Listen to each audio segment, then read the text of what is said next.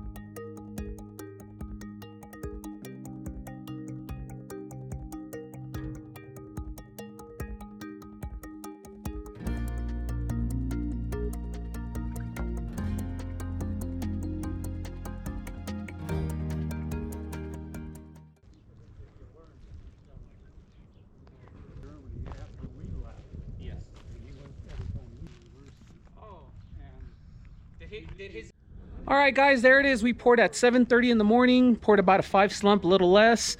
There it is. Came out really nice. We have great weather.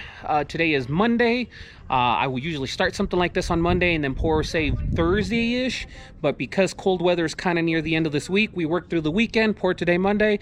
We have a few days of absolutely really warm, almost hot weather, so this should cure really fine by the time it gets a little cool. But there it is, guys. Thanks for stopping by. Thanks for taking a look. Thanks for clicking on the video. Next week, we are doing a small little job, and then we're going on a little vacation. But it's gonna be just a small little stone out of a driveway. There it is, guys. What do you think?